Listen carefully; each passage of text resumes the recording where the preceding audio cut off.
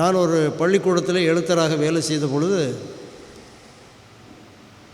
தேர்விலே தோல்வி அடைந்து மறு தேர்வு எழுதுவதற்காக ஒரு மாணவனை அவனுடைய அம்மா அடிக்கடி பள்ளிக்கூடத்துக்கு அழைத்து கொண்டு வருவார்கள்.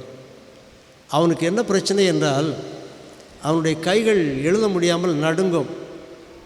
படிப்பான், ஞாபகத்தில் வைத்திருப்பான், ஆனால் கையினால் எழுத முடியாது. நரம்பு சம்பந்தமான ஒரு வியாதி அவனுக்கு. ஒரு கையினால் மறு கையை பிடித்து கொண்டு எழுதுவான். ஆகவே குறிப்பிட்ட நேரத்துக்குள்ளே எழுதி முடிக்க முடியாதபடியினால் தோற்று போவான். ஒவ்வொரு வருஷமும் அம்மாவும் பிள்ளையுமா வருவாங்க. ஒவ்வொரு பாடமாக அப்பப்போ ஜெயிப்பான். ஆனால் விடாமுயற்சியாக 2 பேரும் வந்து கொண்டே இருந்தபொழுது ஒரு முறை நான் அவர்களை பார்த்து பேசினேன். அந்த தாயையும் மகனையும் பார்த்து, சோர்ந்து போக வேண்டாம், உற்சாகமாக நீங்கள் இந்த தேர்வை எழுதுங்கள், கட்டாயம் நீ பாஸ் ஆவ, மனசு கஷ்டப்படாத என்று சொல்லி என்னால் முடிஞ்ச ஏதோ ஆறுதலான வார்த்தைகளை நான் அவனுக்கு சொல்லிக்கொண்டே இருந்தேன். அந்த நேரத்தில் அங்கே ஒரு பெரிய மனிதர் வந்தார். அவர் ரொம்ப உயர்ந்த பதவியில் இருக்கிறவர், ஒரு பெரிய மனிதர். அவர் அந்த தம்பியை அழைத்து, அந்த தம்பியுடைய அம்மாவை அழைத்து வைத்து கொண்டு பல அறிவுரைகளை அவர்களுக்கு சொன்னார். இப்படிப்பட்ட உடல் பலவீனம் உள்ள பிள்ளைகள் எப்படி எப்படி தேர்வு எழுத வேண்டும், எப்படி நீங்கள் ப்ராக்டிஸ் பண்ணணும், எப்படி எழுதினால் தேர்வில் தேர்ச்சி பெற்று விடலாம் என்றெல்லாம் பல நடைமுறை ஆலோசனைகளை சொல்லிக்கொண்டே இருந்தார். எனக்கு ரொம்ப மகிழ்ச்சியாக இருந்தது. ஏனென்றால் நமக்கு தெரியாத நிறைய விஷயங்களை அவர் சொல்லிக் கொடுக்கிறாரே என்று சொல்லி மிகுந்த மகிழ்ச்சியாக இருந்தது. அந்த அம்மாவும் பிள்ளையும் மகிழ்ச்சியோடு போய்விட்டார்கள்.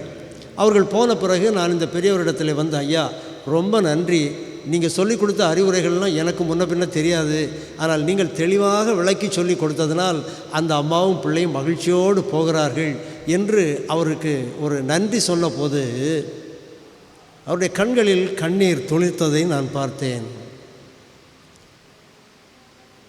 ஏனென்று நான் கேட்டபொழுது அவர் சொன்னார், எனக்கும் இவனைப் போல ஒரு மகன் இருக்கிறான், எனக்கும் இவனைப் போல ஒரு மகன் இருக்கிறார். அன்பானவர்களே, இந்த சம்பவம் ஒரு பெரிய ஆன்மீக பாடத்தை எனக்கு கற்றுக் கொடுத்தது.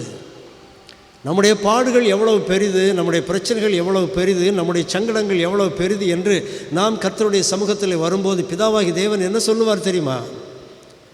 இதே பிரச்சனைகள் உள்ள ஒரு மகன் எனக்கும் இருக்கிறான், அவனுக்கு இயேசு என்று பெயர், அவரை இந்த மண்ணிலே நான் உங்களுக்காக அனுப்பினேன். உலகத்தின் அனைத்து பாடுகள், நீங்கள் என்னென்ன பாடுகளை படுவீர்களோ, என்னென்ன பிரச்சனைகளை பார்ப்பீர்களோ, என்ன கஷ்டங்கள் உங்களுக்கு உண்டோ, நீங்கள் சந்திக்கின்ற உறவு சிக்கல்கள், கஷ்டங்கள், கடினப்பாடுகள், பிரச்சனைகள் என்னவெல்லாம் உண்டோ எல்லாவற்றையும் அதனை விட அதிகமாக அவர் அனுபவித்திருக்கிறார். ஆகவே என்னுடைய ஒரே பேரான மகனை எப்படி நான் நேசிப்பேனோ அதுபோல் உங்களையும் நேசிக்கிறேன், உங்கள் பிரச்சனைகளையும் நான் அறிந்து கொள்கிறேன் என்று ஆண்டவர் நம்மை பார்த்து சொல்லுவார். இதுதான் சிலுவையின் ஒரு பரிணாமம். அன்பானவர்களே,